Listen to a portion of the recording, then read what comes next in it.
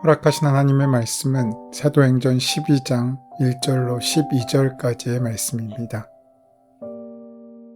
그때 헤롯 왕이 손을 들어 교회 중에서 몇 사람을 해하려 하여 요한의 형제 야고보를 칼로 죽이니 유대인들이 이 일을 기뻐하는 것을 보고 베드로도 잡으려 할세 때는 무교절 기간이라. 잡음에 옥에 가두어 군인 내식인 네페에게 맡겨 지키고 6월절 후에 백성 앞에 끌어내고자 하더라. 이에 베드로는 옥에 갇혔고 교회는 그를 위하여 간절히 하나님께 기도하더라. 헤롯이 잡아내려고 하는 그 전날 밤에 베드로가 두 군인 틈에서 두 쇠사슬에 매어 누워 자는데 파수꾼들이 문 밖에서 옥을 지키더니 호련히 주의 사자가 나타나매 옥중에 광채가 빛나며 또 베드로의 옆구리를 쳐 깨워 이르되 급히 일어나라 하니 쇠사슬이 그 손에서 벗어지더라. 천사가 이르되 띠를 띠고 신을 신으라 하거늘 베드로가 그대로 하니 천사가 또 이르되 겉옷을 입고 따라오라 한데 베드로가 나와서 따라갈새 천사가 하는 것이 생시인 줄 알지 못하고 환상을 보는가 하니라. 이에 첫째와 둘째 파수를 지나 시내로 통한 쇠문에 이르니 문이 저절로 열리는지라. 나와서 한 거리를 지나매 천사가 곧 떠나더라. 이에 베드로가 정신이 들어 이르되 내가 이제야 참으로 주께서 그의 천사를 보내어 나를 헤롯의 손과 유대 백성의 모든 기대에서 벗어나게 하신 줄 알겠노라 하여 깨닫고 마가라 하는 요한의 어머니 마리아의 집에 가니 여러 사람이 거기에 모여 기도하고 있더라. 사도행전 12장은 교회에 대한 정치 권력자 헤롯의 박해 가운데도 하나님의 말씀은 죽지 않고 흥황해 가고 있음을 전하고 있습니다. 우리가 하나님의 뜻에 합당한 삶을 산다고 그 삶의 박해와 어려움이 없어지는 것은 아닙니다. 우리가 기억해야 할 것은 하나님의 인도를 따르는 길에도 예상하지 않는 어려움이 있을 수 있다는 것입니다. 하나님께서 가라고 하시는 곳으로 갔는데 그곳에서 어려움을 만날 수 있다는 것입니다. 하나님과 동행하였던 신실했던 요셉은 억울하게 감옥에 들어갔고 하루에 3번 예루살렘을 향하여 창문을 열고 기도했던 다니엘은 사자굴에 던짐을 받는 어려움을 당하기도 했습니다. 초대교회 성도들은 성령에 충만하여 복음을 전했지만 유대인들의 조롱을 받기도 했고 유대 종교 지도자들로부터 박해를 받아 스데반이 순교하기도 했습니다. 그러다가 드디어 정치적인 박해까지 받게 됩니다. 스데반의 죽음을 기점으로 예루살렘 교회에 대한 박해가 커지자 흩어진 사람들이 갈릴리 지역에서 북쪽으로 더 떨어진 이방 지역인 수리아의 안디옥까지 이르러 하나님의 아들 예수 그리스도와 주님의 말씀을 전하자 많은 사람들이 주님을 믿고 교회가 형성되어 성장하고 있을 때였습니다. 최초의 이방인 교회인 안디옥 교회가 부흥하는 가운데 예루살렘 교회는 권력자로 인한 박해가 시작되었습니다. 본문에 등장하는 헤롯은 헤롯 대왕의 손자인 헤롯 아그리파 1세를 가르치며 헤롯 대왕의 아들 중 한 사람이었던 헤롯 안티파스가 갈릴리를 다스리다가 해임된 이후 로마 황제에 의해 갈릴리의 분봉왕이 되었으며 후에는 사마리아와 유대를 포함해 팔레스타인 전 지역을 다스리게 되었습니다. 헤롯은 로마뿐 아니라 다스리고 있던 유대인들의 환심을 사려고 애쓰고 노력했습니다. 그 이유는 분봉왕으로서 자신의 정치적 입지를 더 견고하게 만들기 위한 까닭이었습니다. 그래서 헤롯은 유대 종교 지도자들이 싫어하는 교회를 박해하려고 했습니다. 헤롯은 하나님을 두려워하지 않고 사도 야고보를 칼로 죽이게 됩니다. 사도들 가운데 첫 번째로 순교자가 나온 것입니다. 그랬더니 유대인들이 너무나 좋아했습니다. 헤롯은 정통성이 없는 왕인 까닭에 유대 지도자들의 환심을 사는 일을 무엇보다 중요하게 생각했습니다.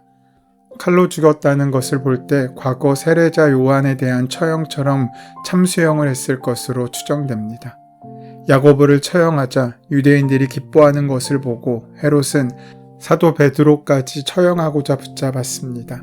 그래서 헤롯은 베드로마저 죽이려고 베드로를 옥에 가두었습니다. 그들에게 복음을 전했던 영적인 지도자인 베드로가 옥에 갇히게 되자 초대교회는 큰 위기를 맞게 됩니다. 헤롯이 베드로를 잡았을 때는 무교절 기간이었습니다. 이 무교절 기간에 베드로를 체포한 이유는 이 기간에 많은 유대인들이 예루살렘에 모이기에 유대인 무리 앞에서 교회의 수장격인 사도 베드로를 처형한다면 유대인들의 지지가 더 견고해질 것이라고 보았기 때문이었습니다. 그런데 명절 기간에 죄수를 처형하는 것은 유대인들의 법에 맞지 않았기에 무교절이 끝날 때까지 베드로를 감옥에 가두었습니다. 헤롯은 예전에 사도들이 천사의 도움으로 감옥에서 구출된 것을 그들이 탈옥했던 것으로 알고 있었기에 감옥을 더욱더 철저히 지키도록 했습니다.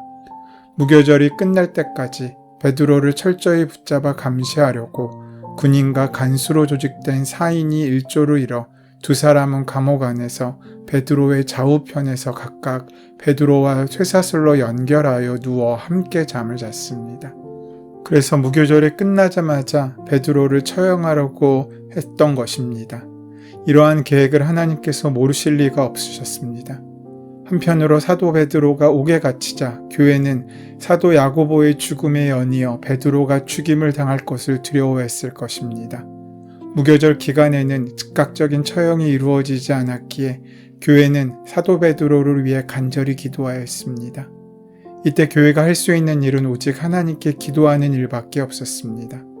만약에 유대 종교 지도자들에 의한 박해였다면 교회에 대한 호의적인 산헤드린 공회원을 찾아가서 도움을 구할 수도 있었겠지만 당시 절대 권력자인 헤롯 왕에 의한 박해였기 때문에 사도를 살려낼 길이 막막했습니다.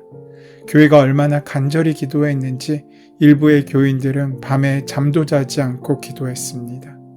그렇게 6월절이 지나 베드로를 죽이기로 작정한 날이 다가왔습니다. 전날 밤 온 성도들이 모여 기도하기 시작했습니다. 이런 성도들의 기도를 들으셨는지 하나님께서는 천사를 보내셔서 베드로를 구출하시려는 계획을 이루십니다. 그런데 성경을 보니까 놀라운 기록이 있는데 옥안에 잡혀있던 베드로는 그 밤에 잠을 자고 있었다고 기록하고 있습니다. 옥 밖에 있는 사람들도 잠을 자지 못하고 있는데 어떻게 당사자인 베드로가 잠을 잘 수 있습니까? 양옆에는 군사 둘이 함께 쇠사슬로 묶인 채 지키고 있는데 말입니다. 그런데도 베드로는 깊은 잠을 잤고 그날 밤이 지나면 자신의 동료였던 야고보처럼 자신도 죽을 일만 남았는데 그는 개의치 않고 아주 단잠을 잘 수 있었습니다. 그 이유가 어디에 있었겠습니까? 눈을 감아도 잠이 오지 않아야 정상일 텐데 베드로는 천사가 옆구리를 쳐서 깨울 정도로 깊은 잠에 들었습니다. 천사가 나타나 베드로의 옆구리를 쳐 깨워야 할 정도로 깊이 잠을 잔 것입니다. 천사와 함께 바깥으로 나갈 때도 잠이 덜 깨어 이것이 꿈인가 했을 정도였습니다. 베드로가 잠을 잘 잘 수 있었던 이유는 죽음을 두려워하지 않았기 때문입니다. 주님께서 십자가에 달리시고 장사한 지 사흘 만에 죽은 자 가운데서 다시 살아나셔서 나타나신 것을 두 눈으로 똑바로 보았고 또한 부활하신 예수님께서 당신의 죽음을 미리 말씀하셨기에 베드로는 죽음을 각오하고 주님과 함께 영생을 소망하며 주님의 일, 복음을 전하는 일을 하고 있었습니다. 우리가 죽음에 직면한 극한 상황에서도 평안을 누릴 수 있음은 나와 함께 하시는 주님을 전적으로 신뢰할 때만이 가능합니다. 베드로는 그렇게 주님께서 하실 일에 대한 신뢰와 확신이 있었습니다. 길거리에 나와서 천사가 떠난 다음에 진짜 내가 옥에서 풀려났구나, 이것이 사실이구나 그랬을 정도니 말입니다. 어떻게 그럴 수 있습니까? 감옥 밖에서는 교인들이 철야하면서 간절히 기도하며 베드로의 탈출을 위해, 베드로의 구명을 위해 정말로 간절히 기도하고 있었습니다. 그런데 더 간절히 기도해야 될 사람은 오히려 베드로이지 않습니까? 그래서 우리는 오늘 베드로에게서 믿음이 무엇인지를 보게 됩니다. 하나님께서 오늘 이 시간 우리에게 말씀하시고자 하는 중요한 메시지가 여기에 있습니다. 무엇이 베드로로 하여금 죽을 수도 있는 전날 이처럼 깊이 잠을 잘 수 있게 만든 것이겠습니까? 그에게 드는 모든 두려움과 염려를 예수님께 완전히 맡겼기 때문입니다. 그러니까 잠을 잘 수 있는 것입니다. 평안하지 않으면 우린 잠들 수 없습니다. 베드로가 살고 죽는 모든 문제를 예수님께 완전히 맡겼기 때문에 그는 깊은 잠을 잘 수 있었던 것입니다. 베드로는 예수님의 수제자였지만 이미 예수님께서 십자가 지실 때 예수님을 3번이나 부인했었습니다. 베드로가 그 사실을 어떻게 잊을 수 있겠습니까? 베드로는 자기가 그날 왜 그랬을까 생각하고 또 생각했을 것입니다. 그 까닭은 베드로가 당시엔 어떻게든 살아야겠다는 생각이 믿음을 압도했기 때문입니다. 그 믿음을 압도하는 살고자 하는 욕망이 두려움을 불러일으켰고 그 두려움에 사로잡히자 예수님을 부인하고 저주까지 하게 된 것입니다. 두려움이 얼마나 큰 힘이 있는지 여기서 알 수 있습니다. 두려움에는 영적인 힘이 있습니다. 두려움에 사로잡히면 정상적인 판단을 하지 못하게 됩니다. 베드로는 예수님의 수제자로 예수님과 직접 3년 동안 함께 살았고 기적도 보았고 자기도 기적의 주인공이었고 예수님의 말씀을 다 들었던 사람인데도 예수님을 부인했던 것입니다. 두려움과 염려에 사로잡힌 사람은 하나님의 일을 할 수 없음을 절실히 깨달을 수 있습니다. 두려움과 염려를 주님께 맡기지 않는 사람은 반드시 하나님의 기뻐하시는 삶을 살지 못합니다. 그가 영적으로 두려움에 묶여 있기 때문입니다. 베드로는 염려하지 말아야 되는 것이구나. 어떠한 일에도 두려워하지 말아야 하는 것이구나. 두려워하고 또 염려하면 사단에 사로잡히는구나 라는 깨달음을 얻게 되었습니다. 그는 죽을 수도 있는 위기를 만났을 때 정말 두려움과 염려를 주님께 맡겨버리기로 작정했던 것입니다.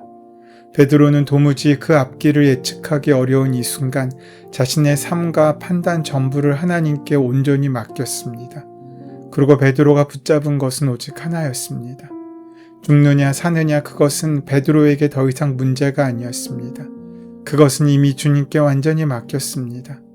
이 믿음이 베드로로 하여금 아침이면 죽을지도 모르는 순간에도 잠을 잘 수 있게 만든 것입니다. 자신이 지금 감옥 안에 있다는 사실조차도 잊어버릴 정도였습니다. 감옥인지 안방인지 그 상황은 너무나 살벌하지만 그는 어디든 상관없이 동일하게 하나님의 은혜 가운데 있었기 때문입니다. 내일 어떤 일이 일어날지 두려워하고 염려하지 않으니까 밤이 되니 잠이 온 것입니다. 베드로는 전도자의 사명으로 사는 사람이었기 때문에 더 이상 좋은 것, 편한 곳을 찾아다니는 사람이 아니었습니다. 사람이 있는 곳이면 어디든지 좋습니다. 그곳에 주님께서 함께 하시기 때문입니다. 감옥도 사명지이고 자신을 죽이려고 하던 사람도 그저 복음을 전할 대상일 뿐이었습니다. 주님이 생명 주실 때까지 전도하다가 주님이 오라고 하시면 기쁜 마음으로 죽게 가는 것입니다. 그러므로 베드로는 감옥에서도 평안을 누릴 수 있다는 것입니다. 오늘 이 시간 말씀을 묵상할 때 우리에게도 그 베드로의 믿음이 만나지기를 소원합니다. 그 믿음을 오늘 우리가 확정할 수 있다면 우리가 살아가는 삶의 자리와 순간 가운데 아무리 힘들고 어려운 환난과 어려움을 만난다고 할지라도 그곳 가운데 깊은 잠을 허락하시는 하나님의 참된 평안의 축복을 만나고 누릴 수 있게 될 것입니다. 혹시 걱정하느라 잠들지 못하는 밤들이 계속되고 있진 않습니까? 그렇다면 우리의 모든 삶의 형편과 우리의 모든 문제를 맡으시는 주님을 전적으로 신뢰하시기 바랍니다. 정말 염려와 근심과 두려움을 주님께 맡긴 자는 잠을 잘 때 깊이 자는 복을 누리게 될 것입니다. 우리는 오늘 죽음을 당할지도 모르는 절박한 순간에도 깊이 잘 수 있었던 베드로를 통해서 환난 중에도 평안을 누릴 수 있는 믿음을 보아야 합니다. 지금 우리에게도 목숨을 거는 순교의 위기는 아니지만 하나님의 말씀대로 살 때, 하나님의 인도하심을 따라갈 때 만나지는 어려움들이 있습니다. 그때 우리는 혼란스러울 수 있습니다. 가기는 제대로 가고 있는데 어려움이 계속 와서 믿음의 시험이 오고 있는 것입니다. 우리가 영적으로 낮을 지날 때도 있지만 영적으로 밤을 지날 때도 있다는 사실을 우리는 기억해야 합니다. 그래야 우리는 길을 잃지 않습니다. 교회의 박해와 경제적인 어려움에도 교회가 말씀으로 인해 성장할 수 있도록 하나님께서 인도해 주십니다. 하나님께서 우리가 어느 곳에 있든지 주님의 증인된 삶을 살아갈 때 언제나 우리를 평안한 주의 은혜의 자리로 인도하심을 기억하시기 바랍니다. 오늘 힘들고 어려운 광야를 지난다고 할지라도 우리의 결국은 아버지의 집에 이르게 될 것입니다. 그렇게 하나님의 은혜의 자리로 나아가는 귀한 한 걸음이 더해지는 복된 하루가 되시기를 소원하고 축원합니다. 은혜의 주님, 어떤 삶의 어려움 속에서도 하나님의 사랑의 영원하심을 기억하며 두려워하지 않고 기도에 힘쓰며 담대히 주님의 증인으로 살아간 우리가 되게 하여 주시옵소서. 예수님의 이름으로 기도드립니다. 아멘. 이제 오늘 이 아침 우리에게 허락하신 본문의 말씀이 오늘 나에게 하시는 주님의 말씀으로 만나지기 위하여 본문의 말씀을 깊이 묵상하시고 함께 기도하는 시간 가지도록 하겠습니다. 함께 기도합니다.